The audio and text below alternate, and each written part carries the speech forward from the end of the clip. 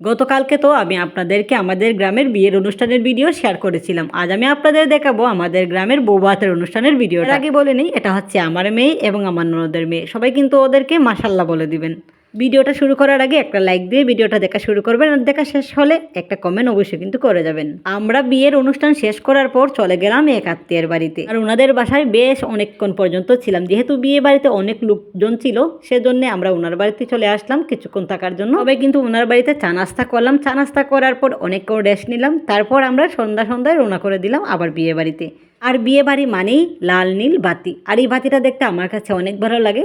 ছোট বাচ্চারা তো লাল নীল বাতি দেখে দৌড়াদৌড়ি করছিল। বিয়ে বাড়ির আনন্দে তো আমি আপনাদের সালাম দিতেই ভুলে যাই। তো হ্যালো বন্ধুরা, আসসালামু আলাইকুম। কেমন আছেন আপনারা সবাই? আশা করি অনেক বেশি ভালো আছেন। আল্লাহর রহমতে আমি আলহামদুলিল্লাহ ভালোই আছি। যেহেতু সকালবেলায় বৌভাত, সেজন্য সব ধরনের ডেকোরেশনের জিনিস আনা হয়েছে। বড় বড় পাতিল করে রান্না করা হবে, অনেক বড় আয়োজন করা হবে। বিয়ে বাড়ির খাবার কিন্তু খেতে অনেক মজা হয়, যেটা অনেক আনন্দ, অনেক সুন্দর। রাত্রেবেলা কিছুক্ষণ থাকার পর আমরা কিন্তু রাত্রেবেলায় রওনা দিয়ে দিয়েছিলাম আমাদের বাড়িতে। তারপর সকাল হওয়ার পর আবার কিন্তু সকালের নাস্তা টাস্তা শেষ করে দুপুরের দিকে রওনা দিয়ে দিলাম বৌভাত খেতে।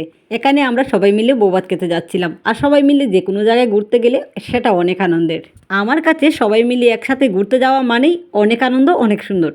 কিছুক্ষণ পরে আমরা পৌঁছে গেলাম বিয়ে বাড়িতে। যাওয়ার কিছুক্ষণ পর আমাদেরকে খাবার দেওয়া হলো, আর আমরা সবাই মিলে একসাথে আবার খাওয়া দাওয়া শুরু করলাম। বিয়ে মানেই তো খাওয়ান আর খাওয়ান। তো আমার সেই বিয়ে বাড়ির ভাইরাল ডায়লগটার কথা মনে পড়ে গেল। সেটা হচ্ছে, বিয়েতে কত মজা গো, শুধু খাওয়ান আর খাওয়ান। এটা শুধু আগে মুখেই শুনতাম, কিন্তু বাস্তবে দেখেন আপনারা সবাই। আপনাদেরকে দেখাচ্ছি বিয়ে মানেই খাওয়ান আর খাওয়ান। আর গ্রামের বিয়ে মানেই বাড়িতে অনেক মানুষ, অনেক আত্মীয় স্বজন। গ্রামের বাড়িতে বিয়ের অনুষ্ঠানে যখন বিদ্যুৎ না থাকে, তখন কিন্তু এই একটা অবস্থা হয়। দিনের বেলাও অন্ধকারের মতো থাকে ঘর।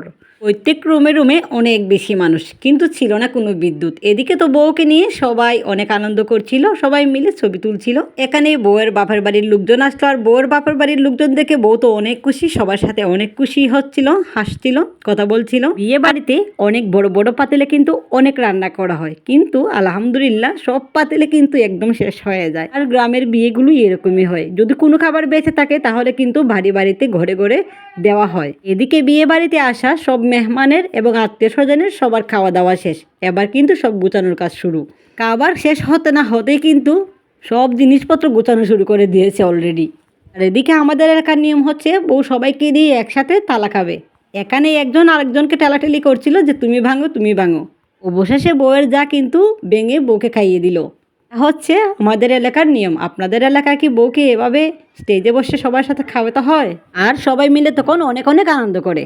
কেমন লাগলো আমাদের গ্রামের বৌভাতের ভিডিওটা অবশ্যই কিন্তু কমেন্ট করে জানিয়ে দিবেন। আজ এই পর্যন্ত। সবাই ভালো থাকবেন, সুস্থ থাকবেন। আল্লাহ হাফেজ।